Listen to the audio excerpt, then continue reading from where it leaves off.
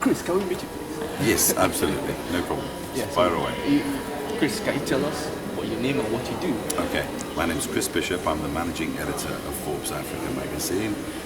We launched in October 2011 and we're circulating currently in more than a dozen, across Africa basically. And circulation has gone up 50% in the last year. It's gone up 30% in the last 3 months.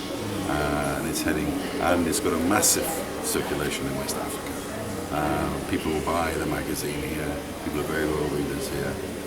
We get a lot of income from here, and this is one of our heartlands. So why will Forbes come to Africa? What is Forbes goal in Africa?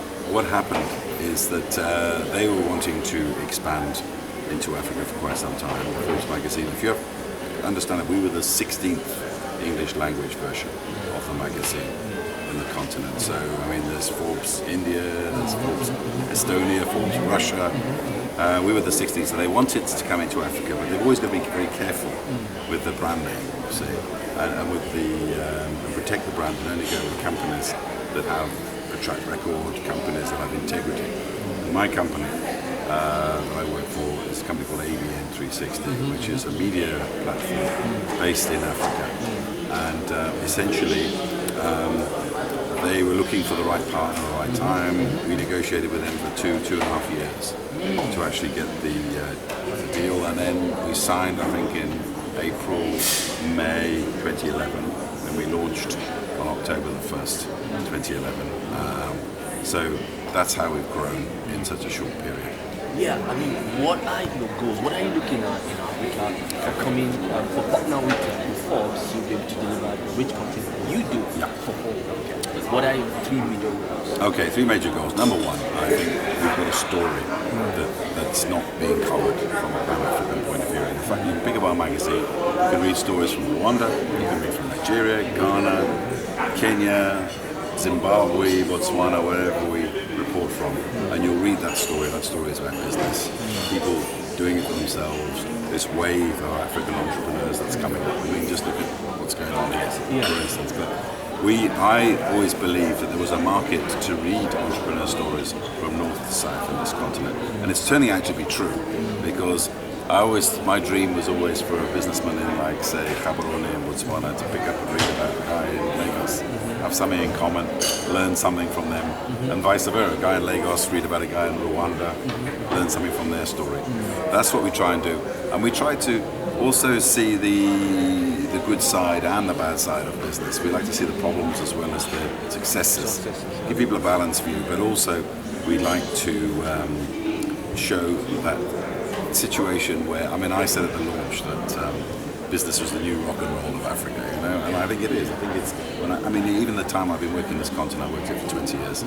When I first came, it was about post-colonial politics. It was about political blocks. It was about the end of the Cold War. But look at it now. I mean, it's about business. It's about making money and getting on. So now I want to ask you, Chris, you're an African by choice. Yes, I am. I told you. Now, what are the challenges you faced doing business in Africa? Well, I think that, as I mentioned on stage just now, there's a power problem in most countries. I mean, even in South Africa, for instance, we've got 40,000 megawatts for 48 million people.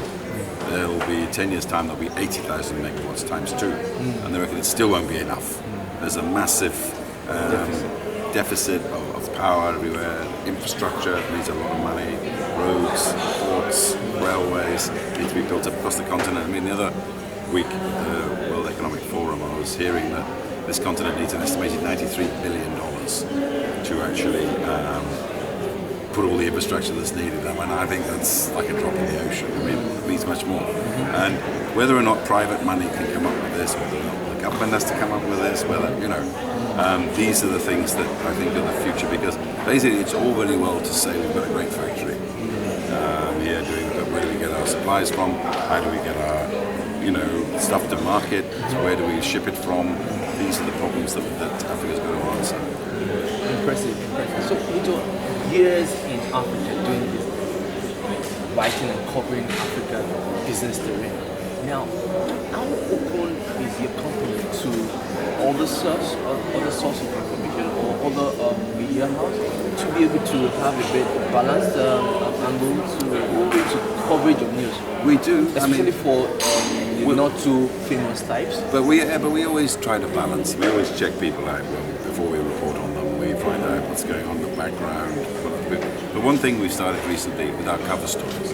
For instance, the cover stories, as you know, it's about one person, and it's a lot of it's about their view of themselves. What I've started doing now is trying to get journalists on the ground who operate where that person works to get their view as well. So, as you saw, we had Tolu Gulis doing a little thing on Jim Ovia. We got a guy from the BBC in Dar es Salaam doing about the next cover from Tanzania. So, essentially, we always try to balance it. We always try to this guy says this, but on the other hand, he's had these problems, that problems. We always try to give a balanced view of people. And I think that's what, aside from all the entrepreneurs and all the glamour and stuff, we do try to get that balanced view so people can see it's a credible source of information. I mean, ABN 360, its mission statement of our company is to be the number one source for business news in Africa. That's what we're working towards. And I think with the magazine, that's where we're going. Interesting.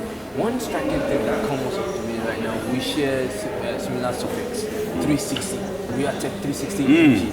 You are ABC 360. Yeah. We are Tech, you are business. Yeah. Now, how open is your company to partner with other media agencies or to be able to cover in a particular line of story that you're not stronger at, to be able to? How open or is a regular person likely to work with? Well, we do. I mean, you look at this. We're partnering this conference here. I mean, purely for exposure, but also this is a big constituency for us, and it's important that we're here. In terms of commercial deals, then we do have a system whereby we go through a sales manager and what have you. So, but in terms of stories, I mean, if there's a story around, we'll cover it. We don't mind, whatever.